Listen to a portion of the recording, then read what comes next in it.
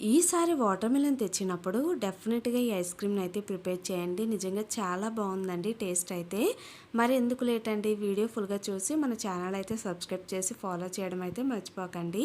ముందుగా water melon అయితే తీసుకొని ఈ విధంగా చిన్న ముక్కలుగా అయితే కట్ చేసి బౌల్‌లోకి అయితే వేసేసుకోండి. ఇలా వేసుకున్న వాటర్ మిలన్ ముక్కల్ని మిక్సీ జార్‌లో అయితే వేసుకొని అందులోనే కొంచెం చక్కెరనైతే యాడ్ చేయండి. నాకు ఇక్కడ స్వీట్‌నెస్ తక్కువగా ఉందండి వాటర్ మిలన్ అన్నది. సో అందుకే నేను కొంచెం 2 స్పూన్లు చక్కెరని యాడ్ చేశాను. మీకు వాటర్ మెలన్ స్వీట్‌గా ఉంటే అవసరం లేదు. చిటికెడంత సాల్ట్‌ని కూడా వేసుకొని ఇలా మెత్తగా మిక్సీ పట్టేసుకొని ఐస్ క్రీమ్ మౌల్స్‌లో వేసి క్యాప్‌ని పెట్టేసుకొని ఒక నైట్ మొత్తం డీప్ ఫ్రిడ్జ్‌లో ఉంచి తీసుకుంటే మన వాటర్ మెలన్ ఐస్ అయితే రెడీ అయిపోయిందండి. నిజంగా చాలా బాగుంటుంది టేస్ట్ అయితే మాత్రం. ఈ విధంగా వాటర్ మెలన్ తెచ్చుకున్నప్పుడు ఒక్కసారి ట్రై చేయండి. చాలా అంటే చాలా బాగుంటుంది. ఇలాంటి సింప్లీ వీడియోస్ కోసం మరి మన ఛానల్ని సబ్స్క్రైబ్ చేసి ప్లీజ్ లైక్ చేసి అయితే వెళ్ళండి. Thank you so much.